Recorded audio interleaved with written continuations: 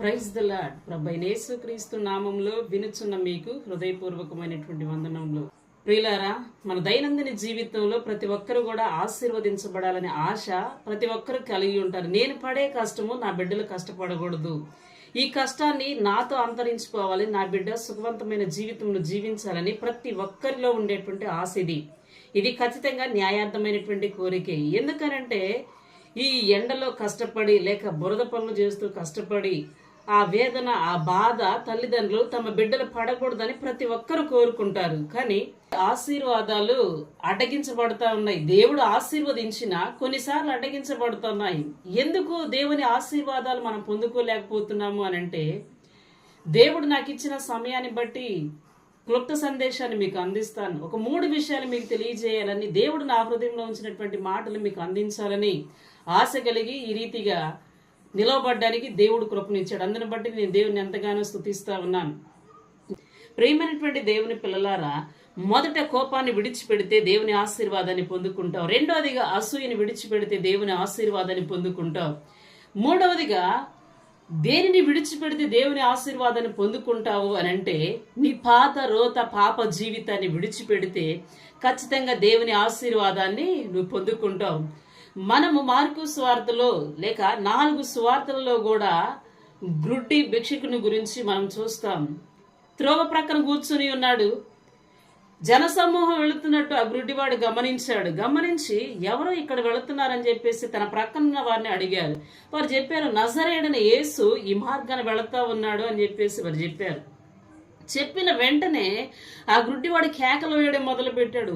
దావీదు కుమారుడా, నజరేతువాడా, నన్ను కనికరించు, నన్ను దాటి వెళ్ళవద్దని కేకలు వేయడం మొదలు పెట్టారు. పక్కనున్న వారు అణచ చూశారు, కానీ ఏ మాత్రము కూడా తాను అణపబడక, అంటే తను అప్పటి వరకు గ్రుడ్డివాడిగా ఉన్నాడు, ఈయన నన్ను స్వస్థపరచడానికి మార్గాన్ని వచ్చాడని గుర్తించిన ఆ గ్రుడ్డివాడు వారి మాటలు లక్ష్య పెట్టలేదు. ఇంకా గట్టిగా కేకలు వేస్తా ఉన్నాడు. కేకలు విన్న యేసు నిలిచి ఎవరైతే ఆగు అని చెప్పి గద్దించారో వారినే పంపించి ఆ గ్రుడ్డి భిక్షకుడిని యేసయ్య యొద్దకు తీసుకుని రమ్మని ఆయన ఆజ్ఞాపించాడు. ఆ గ్రుడ్డి భిక్షకుడు దగ్గరికి తనున్నటువంటి జనులు వచ్చి, భయపడవద్దు, యేసు నిన్ను పిలుచుచున్నాడు అని చెప్పిన వెంటనే ఆ గ్రుడ్డివాడు అప్పటి వరకు భిక్షాటన చేసుకుంటా ఉన్నాడు. అప్పటి వరకు వచ్చేవారిని వెళ్ళేవారిని దేహి అని భిక్షం అడుగుతా ఉన్నాడు. ఎప్పుడైతే యేసయ్య పిలిచాడో తన దగ్గరున్నటువంటి పాత బట్టను పారవేసి పరిగెత్తినట్లుగా, దిగ్గున లేచినట్లుగా లేఖనంలో చూస్తాం. ప్రియమైనటువంటి దేవుని పిల్లలారా, యేసు స్వరం నీకు వినబడతా ఉంది.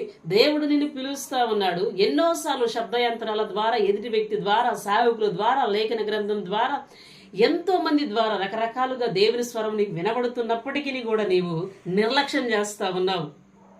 దేవుని మాటను ప్రక్కన పెడతా ఉన్నావు. దేవుని మాటను ప్రక్కన పెడితే నీవు ఆశీర్వాదాన్ని కోల్పోతావు. ఆ గ్రుడ్డి భిక్షకుడు అలా లేడు, గాని యేసు పిలిచిన వెంటనే తన పాత జీవితానికి స్వస్తి చెప్పి తన పాత బట్టను పారవేసి యేసయ్య వెంట పరిగెత్తుకుంటూ వెళ్ళిపోయాడు. ప్రియమైనటువంటి దేవుని బిడ్డలారా, నీ పాత రోత జీవితాన్ని కడిగి వేసుకుని మారు మనస్సు పొందితే నీ ఆశీర్వాదాన్ని ఎవ్వరూ అడ్డగించలేరు. ఇంకా నీకు పరలోక రాజ్యం, నీ పేరు జీవ గ్రంథంలో రాయబడిద్ది. ఆయన రాజ్యంలో నీకు స్థానం ఉంటుంది.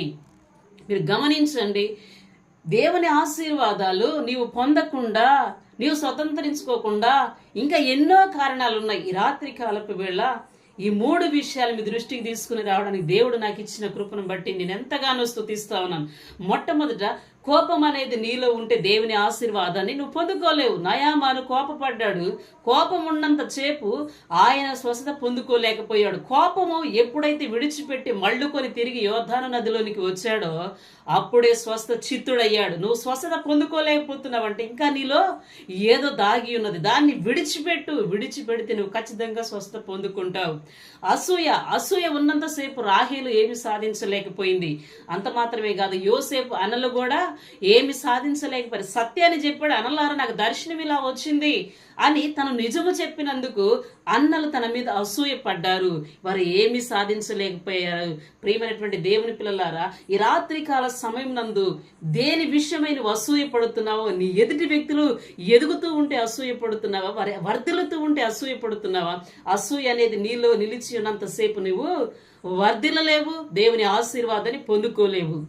అలాగే నీ పాప రోత పాత జీవితాన్ని విడిచిపెట్టి మారు మనస్సు పొందకపోతే, నీ జీవితాన్ని యేసయ్యకి అప్పగించుకోకపోతే, నీవు రక్షణ అనుభవంలోనికి రాకపోతే, నువ్వు ఎంత విన్నా, ఎంత ప్రార్థించినా, ఎంత స్తుతించినా నీకు మాత్రం దేవుని ఆశీర్వాదాలు తాత్కాలికమే గాని నీవు స్థిరముగా స్వతంత్రించుకోలేవు. నీకు స్థిరమైన స్వతంత్రత కలిగినటువంటి ఆశీర్వాదాలు కావాలి అని అంటే ఖచ్చితంగా నీవు యేసయ్య మాట విని ఆయన మాటకు లోబడినట్లయితే నీ పాత జీవితాన్ని, పాప జీవితాన్ని ఆ గ్రుడ్డి భిక్షకుడు విడిచిపెట్టినట్లుగా, ఆ పాత బట్టను పారవేసి పరిగెత్తుకుని యేసయ్యని వెంబడించినట్లుగా, యేసు మాట నీకు వినబడినప్పుడు నీవు కూడా యేసయ్యని వెంబడించినట్లయితే ఖచ్చితంగా దేవుడు నీ జీవితాన్ని బాగు చేస్తాడు. నీ ద్వారా, యోసేపు ద్వారా ఆ ఐగుప్తులో ఆ రాజుని